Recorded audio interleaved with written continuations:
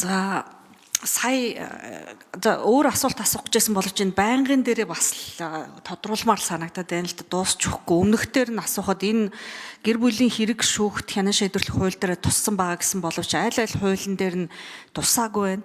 Уул нь танилцуулга дээр яг энийг одоо засаж залруулж хийдлийг зүгээр болгоно гэж оруулж ирсэн мөртлөө энэ байнгын гэдгийг хууль зүйн тусгайлан юм бэлтгэгдсэн байдлаар оруулж ирэхгүй болвол шүүх болгон дүүрэг болгон дээр ч юм өөр өөрөөр тайлбарлал хүн дээр өөр өөрөөр хэрэгжилт үүсэж байна гэдэг л асуудлыг яриад байна л та. За тухайлан энэ гэр бүлийн шүүхэд хянан шийдвэрлэх хууль дээр нэг байгаа хэдэн асуулт маань. За энэ гэр бүл хүүхдийн хэрэг хянан шийдвэрлэх дагнсан шүүх байгуулах гэж байгаа нь бол сайн хэрэг. За энд ажиллах гэж байгаа шүүгч, шинжээч, эвлэрүүлэн зуучлагч нар нь бол одоо мэрэгжлийн зөвхөн хууль хэрэглэх мэдлэг, ур чадвараас гадна гэр бүл хүүхдийн хэрэгт одоо зайлшгүй шаардлагатай soft skills гэж ярьдаг тийм бэлтгэдэг эсвэл тийм чадвартай хүмүүсийг сонгон шалгаруулах талаар ямар нэгэн тийм бодиттой төлөвлөгөө туссан уугүй юу гэдэг дээр нэг асуулт байна. Мөн тухайн гэр бүлийн буюу хүүхдийн хэргийн шүүхийн онцлогоо шалтгаалan хүүхэд болон хохирогчид тийм ээлтэй орчин, аюулгүй байдал, сэтгэл зүйн дэмжлэг үзүүлэх дотоод зохион байгуулалт одоо энэ тал дээр бас хэрэгжилтээ ямар нэгэн тийм төлөвлөгөө боловсруулсан юм байгаа юу гэдэг нэг асуулт байна. За 3 дугаарт энэ гэр бүлийн хүчирхийлэлд өртсөн хүмүүстэй харьцаж байгаа хууль сахиулагчид нь өөрсдөө гэр бүлийн хүчирхийллийн талаар мэдлэг, ур чадвар одоо ямар түвшинд байдаг вэ? Тэдний мэдлэг, ур чадварыг сайжруулах талаар ямар нэгэн одоо мөнгө төгрөг санхүүжилт ч юм уу тусгай хөтөлбөр энэ төр суулгасан юм байдгүй.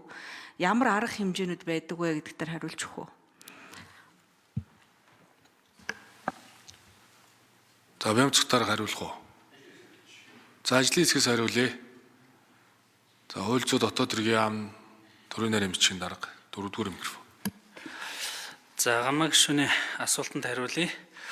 За шүүгч болон одоо шүүхэд ажиллах одоо эвлэрүүлэн зуучлагч за мөн одоо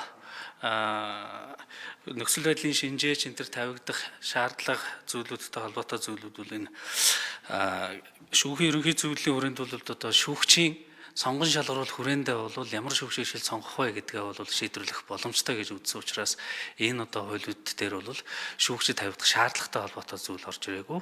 Харин энэ хуулиуд дээр бид нар бол нөхцөл байдлын шинжээч, эвлэрүүлэн зуршлах баг энтерт ажиллах орон тооны бас зөвлөлийн гишүүд одоо эвлэрүүлэн зуршлагч энтер дээр бол одоо социолог, сэтгэл зүйч, боловсрол нийгмийн чиглэлээр одоо мэрэгсэн байх энтер гэдэг энэ шаардлагуудыг бол тавьж өгсөн байж байгаа. За гэр бүлийн хүчирхийллийн чиглэлээр одоо хууль сахиулах албаныхын энэ талын ойлголт мэдээллийн асуудлаар одоо төлөвлөгөө зүйлүүд байна уу гэж гэр бүлийн хүчирхийлэлтэй тэмцэх тухай хуулиар бол гэмтрэгээс өрсөн сэргийлэх зөвлөл одоо бас хууль зүйн дотоод хэргийн сайдын дэргэд бол ажилдаг.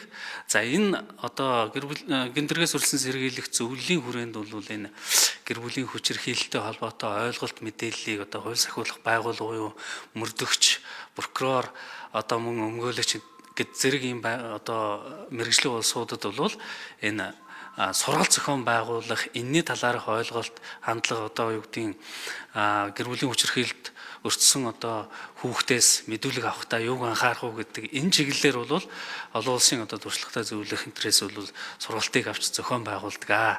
Ялангуяа одоо хууль сахиулах их сургууль дээр бол энэ мөрдөгч бэлтгэх энэ сургалтын хөтөлбөрт бол энэ чиглэлийн одоо агуулга бол тусаж бас явж байгаа.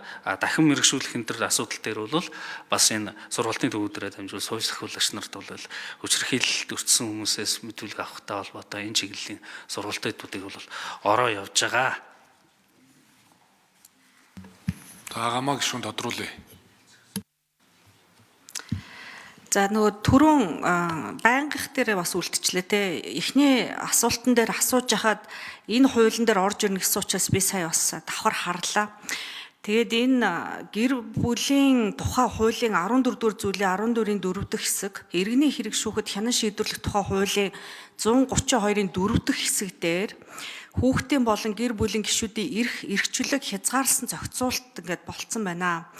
Ийм учраас одоо энэ хүчирхийлэлтэй холбоотой шинжтэй байвал заавал нотлох баримт бол шаардахгүй. Жишээл одоо шүүхийн имлэгийн ч юм уу те. Гэх мэтчлэн зүйлүүд орсон мөртлөө яг ингээд тодорхойлсон заалт зүйл одоо энд ороогүй.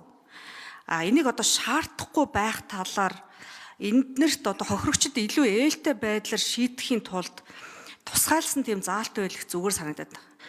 Тэгэхгүй бол энэ заалт нь өөрөө юм асуудалтай байгаа талаар үзэл баримталтай бол өөрсдөө хууль санаачлагчд маань тусгачаад хууль нь Бямцэг тишүү хариулъя.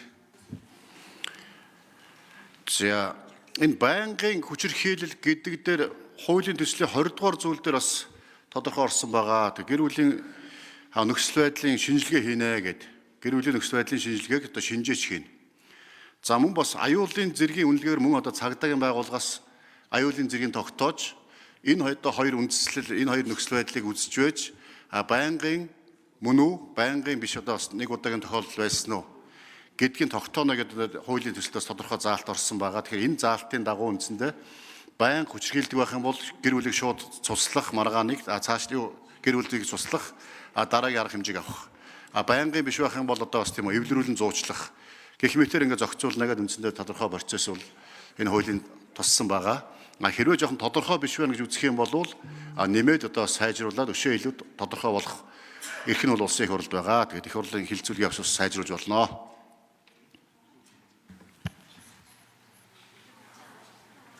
Дахиад тодруулах юм уу?